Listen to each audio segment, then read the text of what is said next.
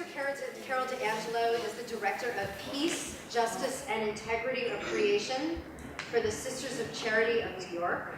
She oversees her congregation's efforts in immigration, modern-day slavery, global and local poverty, and care of creation, with the help and collaboration of many groups, including the Global Catholic Climate Movement, GreenFaith, Religious Orders Along the River, or ROAR, and the Sierra Club. So welcome to Sister Carol DeAngelo.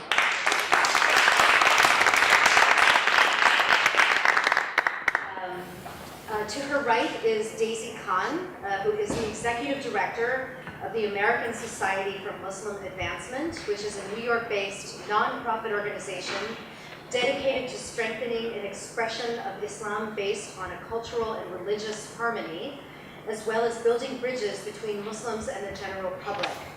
Khan regularly lectures throughout the United States and internationally, and has appeared on numerous media outlets. She's the recipient of numerous awards, including the Interfaith Center's Award for Promoting Peace and Interfaith Understanding. Daisy Khan, thank you so much for coming. Rabbi Lawrence Troster is co-founder of the GreenFaith Fellowship Program, through which he has trained over 40 fellows from around the country. Rabbi Troster has also worked as the Rabbinic Fellow of the Coalition on the Environment and Jewish Life, and as an adjunct lecturer at the Jewish Theological Seminary. He is also the rabbi for congregations in Toronto and New Jersey. He has published and lectured widely on environmental and Judaism. Thank you, Rabbi Troster, for being here. And moderating our panel this evening from the Central Queens-Wide, who's one of our co-sponsors, Peggy Kurtz, won a national EPA award for her work as co-founder of the Rockland Water Coalition, a coalition of 34 groups which has halted an environmentally harmful desalination project that would have been sited on the Hudson River. She coordinates cultural events at the Central Queens-Wide in Forest Hills. Thank you, Peggy. Can you hear me? Okay. First of all, I just wanted to mention I brought my pocketbook up, not because I'm planning to go shopping here, but I'm recovering from laryngitis, pretty bad laryngitis. So I brought my water and my cough drops. So please excuse me if my voice is a little bit off. So thank you very much, all of you. So we'll start with Sister Carol and the encyclical. Pope Francis addressed his message not only to Catholics, to all people, and his message has resonated with people everywhere. You mentioned earlier that it is both groundbreaking and yet at the same time that it actually looks back to the Gospels, to Jesus' teaching, and to the early church fathers. Can you please share with us the heart of Pope Francis's message in the encyclical, and in what way is it both groundbreaking and also looking back? Glad to away from that over there. Okay, so I want to talk to all of you, but it's going to be hard to. Good. Okay, thank you. You know, part of me would love to, but I'm not going to ask you to really do this. But part of me would love to ask to see how many have read Laudato Si, or at least have read parts of it, because it's okay, all right. So there are some that have read it. What I would strongly encourage everyone to do, because I only have a few minutes to talk about the core of Laudato Si, but I'd really strongly recommend you, and I know we are in the digital age, I had to buy a hard copy, because I really found this to be such an opportunity to reflect and really think deeply. And I do it better that way. Some of you might be okay with the digital age, but there are so many resources on the internet. I just encourage you to go and find out what part of that encyclical touches you, moves you, and begin with that, because it's a very, very rich encyclical. So this is a very interesting program tonight. And we have breakout sessions afterwards. I was very impressed that the breakout sections can correlate very easily with sections of Laudato Si, or what Pope Francis calls us to in this. So if I were to be a teacher in class, I would ask, where do you see that correlation with Laudato Si? So what is Laudato Si? It's an encyclical. That's the highest form of teaching in the Catholic Church. And this is not the first encyclical. In Pachamenteris, Pope John the 23rd, he addressed that to the people of the world too. But Pope Francis makes it very clear in Laudato Si that this letter, this is a call to action to all people on the planet. And it's very interesting because as I look around, and I am not that familiar with Queens, this is, believe it or not, as a New York City resident, I don't have too many contacts in Queens. But as I look around, this is a great intergenerational group. We have the young, the middle-aged, the older. We have students. We have people who are probably studying in many different fields. And so the first thing I want to call us to is to emphasize, because this is a core thing in Laudato Si, we are called to have conversations with each other on care of the planet, on the future of this planet. And so part of what I'm asking us now in these conversations that we'll have later on, but that we will continue to have conversations, is who are we including in the conversations? Can we look around to see who else needs to be included? Who else do we need to talk to? Because in the encyclical, we talk about the politicians, we talk about the scientists, certainly we talk about the interfaith, people of different faith, but we're talking about all different people. And Pope Francis is very clear that as we talk about climate change and as we talk about the future of the earth, we need to remember the poor. And so those living in poverty, those very vulnerable, these are the ones that are most affected by climate change. But we also need, and this is a phrase that he uses, listen to the cry of the earth and the cry of the poor. It cannot be separated. So I did write down a few key things. And so I'd like to just say that this is what I think is somewhat of the core. And to me, this requires a lot of prayer, a lot of reflection, a lot of listening to people who think differently.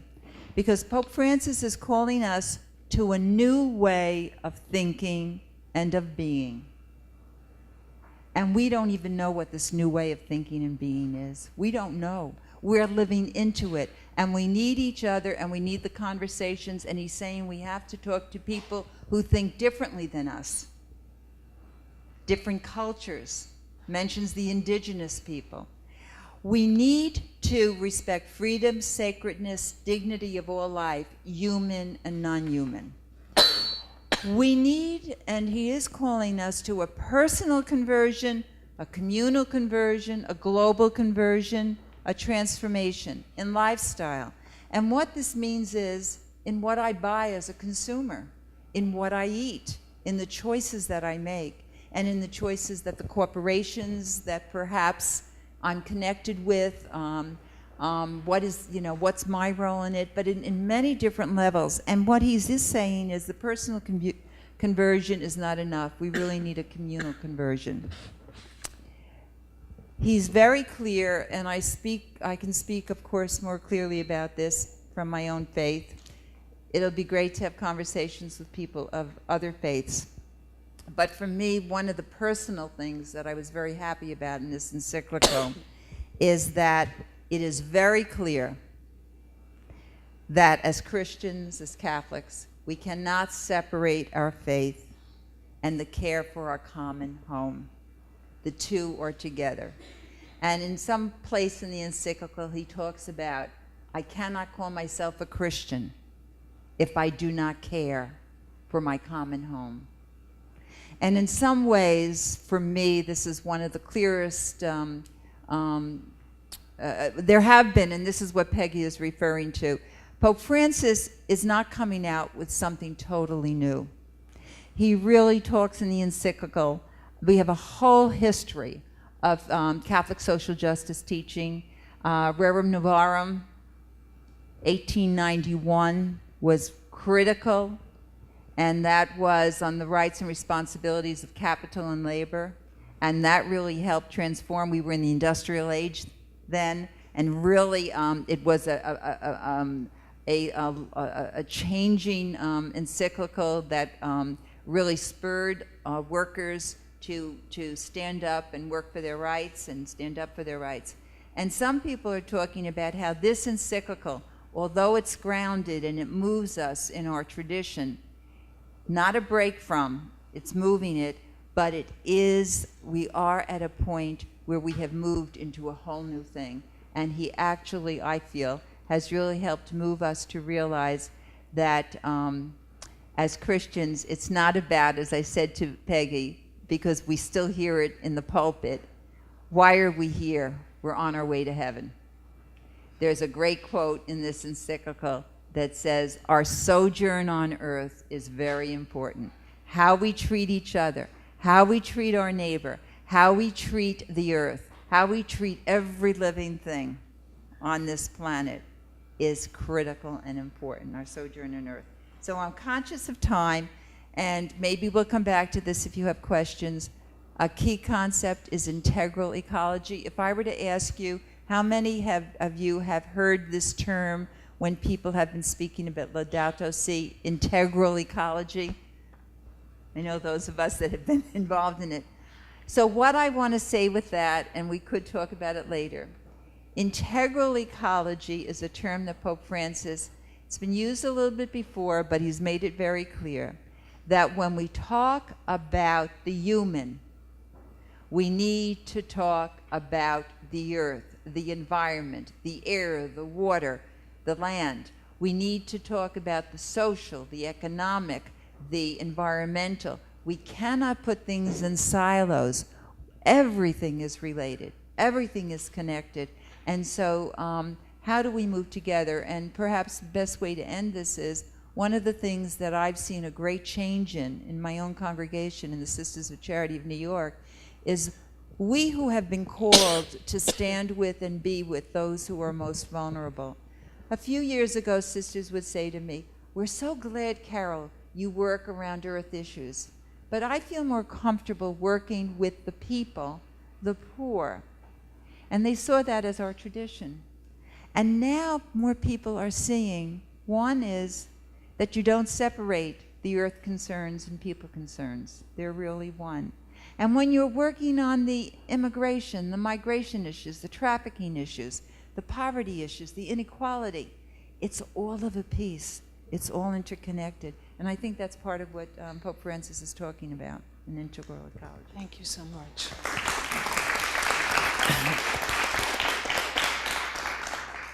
Okay, Daisy, I'm sorry. One of the things that all of our faiths share is basic moral imperative to care for creation. What do the Quran and other sacred Muslim texts and practices teach about the stewardship of the natural world? Thank you very much. Can you hear me? Okay. Thank you very much for having me. It's a delight. I was here 5 years ago. It feels like the years just, flew by. There's a lot of talk about the self-declared caliphate. You've heard of it. I mean, who has not heard of it? And you've also heard about the self-declared Khalifa, Baghdadi, who claims to be speaking in the name of God and actually uses the banner of Prophet Muhammad, the black banner, which is the seal of the Prophet. He uses that as a backdrop for his work. But look at what the Prophet says about who we really are in relation to not only humanity, but in relation to the environment. Do not kill a woman, a man, a child, nor an old man. Do not cut down fruitful trees. Do not abuse land and housing in use. Do not kill goats or camels unless for food. Do not flood palm trees nor burn them. So this is the definition of what our responsibility is according to the Prophet Muhammad. But since I was asked about our scriptures, I'll just explain in very briefly how Islam sees not only the environment, but creation as a whole. So there are three things that the Quran mentions specifically. One is the notion of viceregency. which is that each and every human being has been created as a trustee of God on this earth. And he and she is not supposed to cause corruption in any form. Life, therefore, entails a great responsibility, and it is a test that we are simply being tested with the gifts that God has given us in this lifetime. God says in the Quran, "It is He who has made you, Vice-Regent, inheritors of the earth." In other words, there will be future generations that will also inherit from us. We are simply in the current ones. He has raised you in ranks, some above others, that He may try you in the gifts He has given you. And the earth we have spread out for you, set thereupon mountains firm and immovable, and produce therein all kinds of things in due balance. This is the important thing that we have to understand, that the Quran actually talks about nature being created in balance. And it goes on to describe the second point, which is the next thing, which is the point of subjection, that the earth is made available for the benefit of humanity without abuse or misuse. The Quran says, "It is He has made subject to you the night and day. The sun and the moon and the stars are in subjection by His command. Verily in His signs for people who are wise." So therefore, it is hoped that once people who are conscientious of the limitations of life on earth, they will behave in a positive and constructive way. And it is anticipated that the environment itself will benefit from the proper behavior of human beings. It also says, "It is God who has created the heavens and the earth and sends down rain from the skies, and with it brings out fruits wherein to feed you. It is He who has made the ships subject to you, that they may sail through the seas by His command, and the rivers also has He made subject to you." What a great responsibility. All these things have been created in service of us. And then the Quran talks about the point of inhabitation, and that is, the Quran says, it makes it very clear that the earth is a habitat and that we are to dwell on it, to establish a balanced way of life without excess or deficiency, and that we are to spread far and wide and settle all over the earth, inhabit every living quarter that we can, build as much as we can, so that we can make life on earth prosperous. But this does not mean that we have to take advantage of this prosperity. It is within, it only has to benefit humanity, not him. So in other words, projects that would be prohibited would be those that would pollute the air, that would destroy the health, which would result in lost time and money in treating resulting diseases that we have all over the world. I come from India, and I keep hearing these horror stories of children who have asthma, get asthma at the age of 4. There was no asthma. Once in a while, somebody would have asthma, but as a condition, as a whole, as a human condition, and misuse of environment are also excluded. So these are the three concepts that we have that fundamentally define for us the relationship that we have with the environment and how the environment then reciprocates back to us and gives us everything. Thank you. Okay, thank you.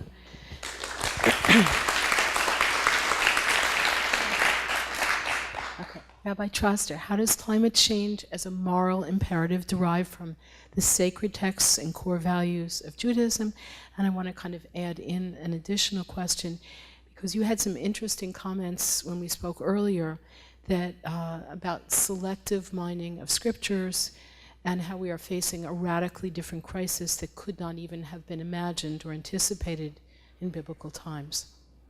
Yeah, and I think I want to start with that. I've been involved in the religious interfaith environmental movement now for 30 years, and I've been involved in many interfaith discussions and panels, and they're always a pleasure, and I want to thank you again for inviting me, and it's great to see Daisy and Sister Carol. That's what happens when you, that's 30 years ago, I wouldn't really, yeah, exactly. We've all worked together before as part of the GreenFaith Fellowship program, so it's a real delight. And over the years, I realized that, of course, nobody wants to say their tradition is not green.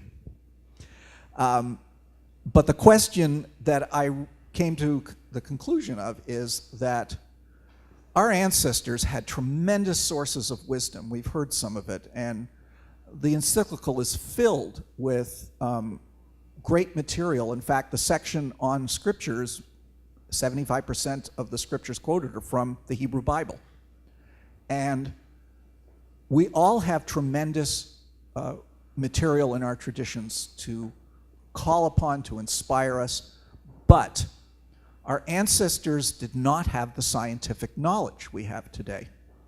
They could not have anticipated the level of human ability to influence all of creation.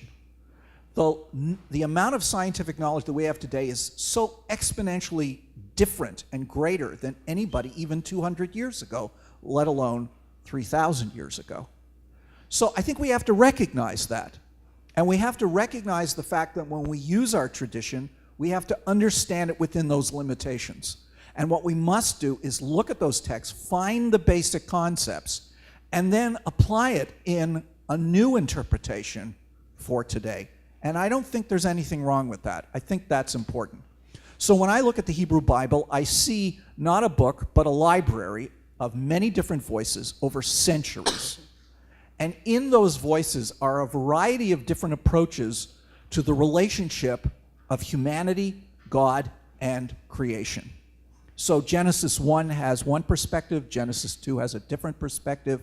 I think you find a different one in the book of Job, which comes very close to what we call a biocentrist position. And so I am inspired by the fact that the Hebrew Bible is a conversation of many different perspectives on how we should relate to creation.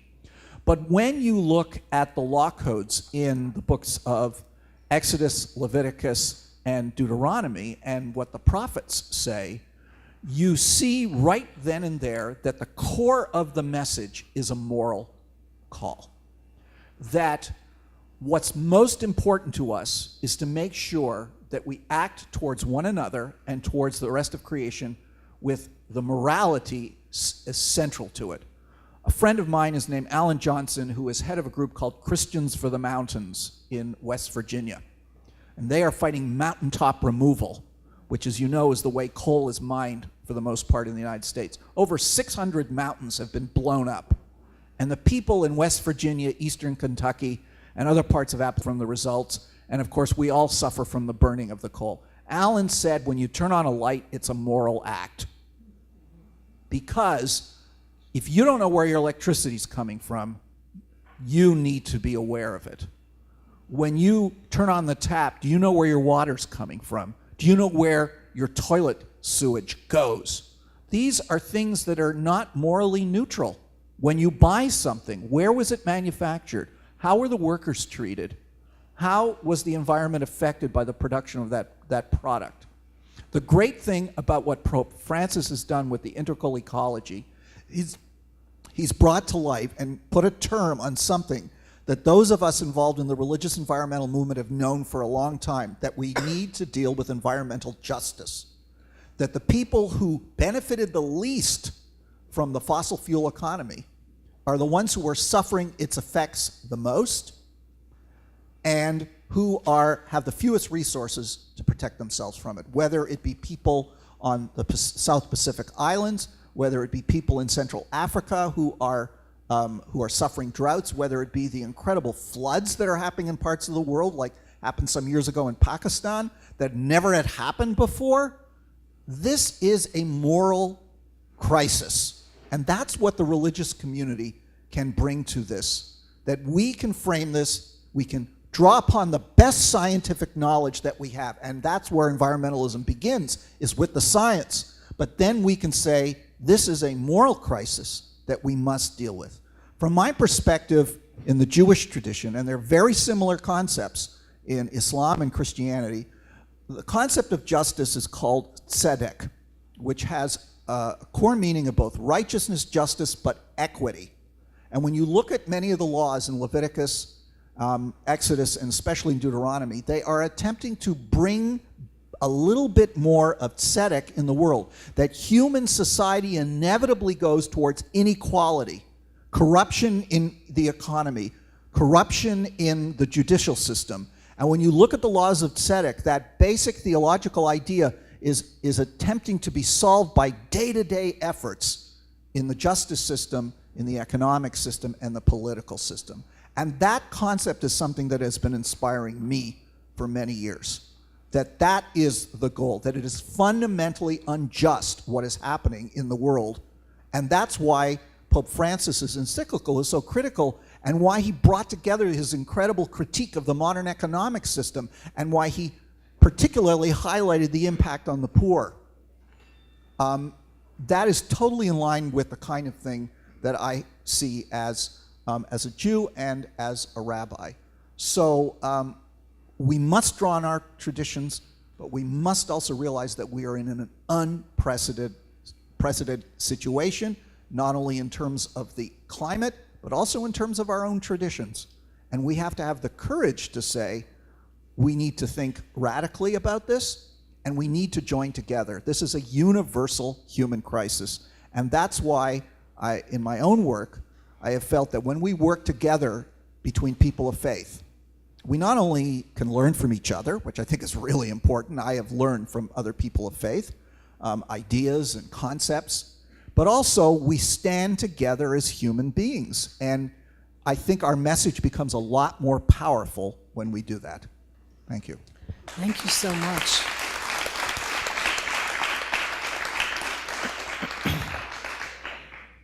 Thank you. This is such an urgent crisis, and it's moving so quickly, worst of all. Some religious leaders have been speaking out, such as the three of you, for quite a while, but many have been slow to understand the importance of speaking out on this issue publicly. It seems that sometimes perhaps religious leaders hesitate to get involved in what they see as a political issue. What do you think is the appropriate role for religious leaders on climate change, and how can we mobilize religious leaders and religious movements to embrace this as a moral issue? Quickly.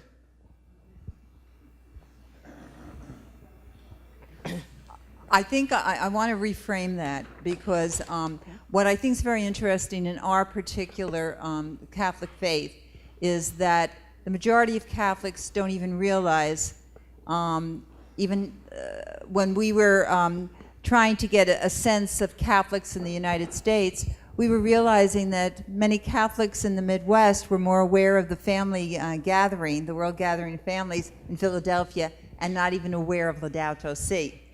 So it's very interesting. So in looking at it, religious leaders around the world in the Catholic faith, many of them have spoken out on this issue.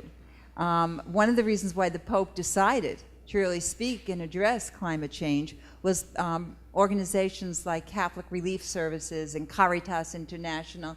They were saying things are happening because they're experiencing the people around the world who are having these awful situations, and they were bringing it to the attention of the Pope, of the Vatican. So in one level, at our top, our world religious leaders are very aware. But at, let's say, the parish level, it's not happening.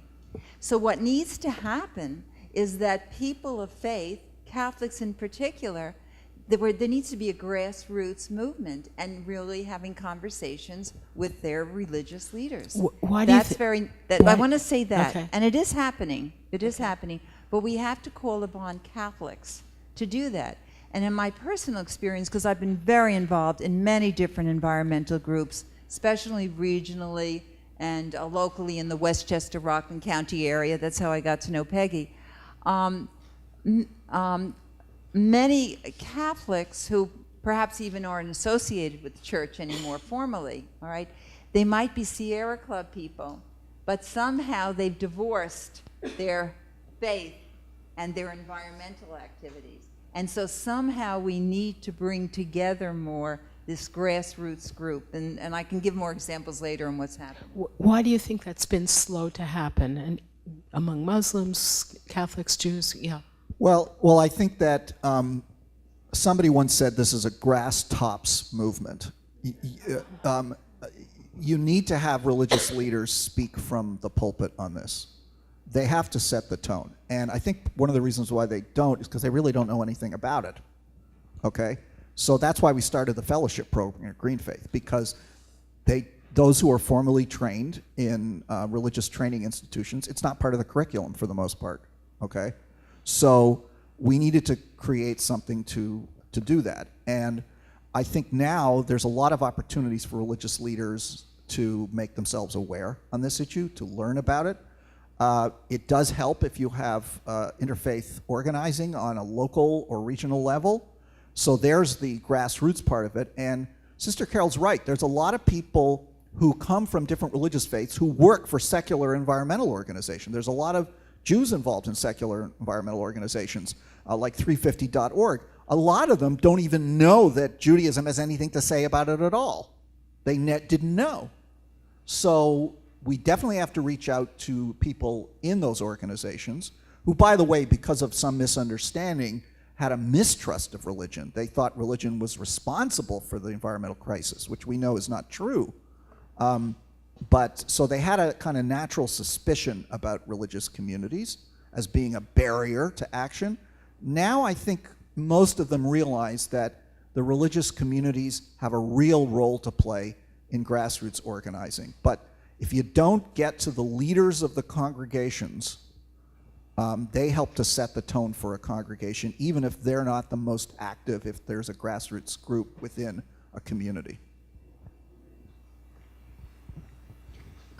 So there is a saying that there are two types of books, one that you read and one that you see. So the Quran is something that you read, but then you actually see the Quran in real life, in creation. You actually, the Quran actually talks about everything in creation points to God as a sign of creation or as a sign of God. So anytime something goes extinct, like a bird or something, it's one less sign pointing to God. And that in itself is a tragedy, because all these things in nature, you know, when we go and look at the ocean and we are in awe, it's something of divinity, a piece of divinity that reminds us of the majesty of creation. And it connects us to that, to our Creator. And so all of these things also connect us to our Creator. And the Quran says, in the heavens and on earth are signs for those who believe.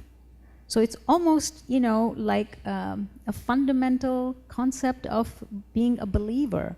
And in the creation of yourself and the fact that animals are scattered throughout the earth are signs for those of assured faith. Now, you want me to go and tell people in Saudi Arabia to stop demolishing the mountains because look at what the Quran says about that? I mean, the difficulty is that someone else has taken over the agenda. It's not religious people are not at the table when a lot of these decisions are being made. There are agendas being set by developers, by people of wealth, by people whose motivation is profit, not P-R-O-P-H-E-T, not to be like the prophet, but P-R-O-F-I-T, profit. And that's all they're motivated by. So they look the other way, and then issues get politicized, then politicians co-opt the issue. I mean, I've never understood in this country why there was so much opposition by the Christian people, when, you know, clearly there is enough evidence that we have to be stewards of earth. So I think it's mostly greed over good. Okay, what gives you hope? Well, I think that small grassroots projects are where the change is going to come from. I know that several years ago, we decided that we should educate our own community because honestly, most people don't know what is in our scriptures. Well, at least the three faiths, we just know fundamentally that we're responsible, but we don't know what our faiths actually call us to do. What is the call to action? So we came up with this little postcard. We did an event called GreenFaith. We invited all three faiths together, and we called it Jews, Christians, and Muslims Stirring the Pot. Abrahamic scriptures protecting the environment. So there are three major scriptural things. And then we gave ourselves a responsibility. us, little community, you all go home and do this. So we said, I will take the action on 5 of the following. There were 10 items here, so we were being realistic. We figured no one's going to do all 10. We have 10 commandments, but does everybody follow them? That's the point. Replace incandescent light bulbs with compact fluorescent bulbs. Recycle everything I can, including electronic waste. Get off junk mail lists. I don't know, this was somebody's idea of not getting stressed out. Eat locally grown foods. Join a community-supported agriculture plan. Enroll with Con Edison Solutions for green energy. Turn off lights and machines when not in use. Lower thermostats. This is a fight I have with my husband all the time. How can you be an imam and have the thermostat at 80 degrees? I don't get it.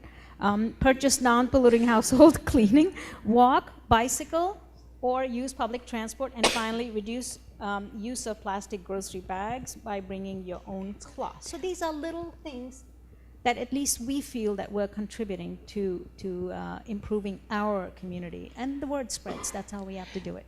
So I know that we are going to run out of time. I'm getting all kinds of signals, but I want to make sure that we get through at least 2 more questions. So one of them is, what gives you hope? And I'm going to throw in together with that, is there an action that you see people taking in your own religion or in another religion that you want to make sure to share with people here tonight? And you can answer either of those questions, and then there's one more after that. Well, a very good example, because things are very connected. Fletcher Harper of GreenFaith was very, very involved in working with the People's Climate March over a year ago, where we had a whole interfaith group. Were there, forget how many, 12,000 of people. We were all on that same block. All together, how many? No, altogether, 400,000? Well, all right. Yeah. So we then were, before the march, meeting, great events happening, and then we all marched in, as you probably know from the People's Climate March, 400,000 people, different groups, labor groups met, environmental groups met. I mean, there were all different groups. But from that, just give you a very quick example, our voices.net, Fletcher was working with that. He's the executive director of GreenFaith. And our voices.net was set up because we were hearing people, the politicians were saying people of faith don't care about the environment. They don't care about climate change. So our voices was set up, and you could then go to that, and you can still go to that website, and you can click on it, and you'll get the petition to sign that'll say to the negotiators at COP21, yes, people of faith care. We here in the United States were very concerned because the way our faith, our voices.net was working it, you could set up your particular faith among the many faiths. And we were having a hard time as Catholics having a voice.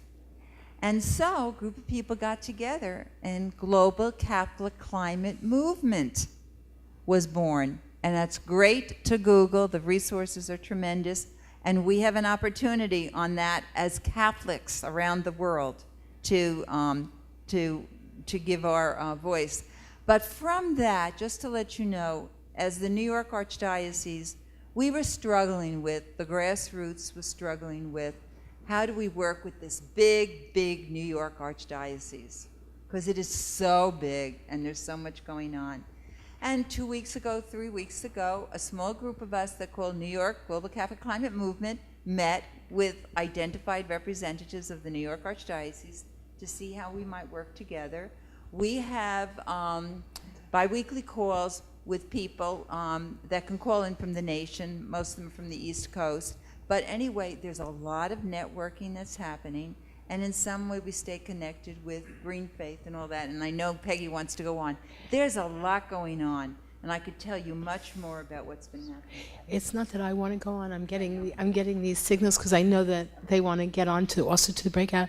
So just to wrap up, briefly, how can we best use the moral standing and tremendous organizational resources of religion to work together? And I think Carol was beginning to go into that. Do you Well, want to just I think that we should, there's a lot of interfaith networks that already exist. We need to get them on side to work with about climate change, because we are in a critical moment.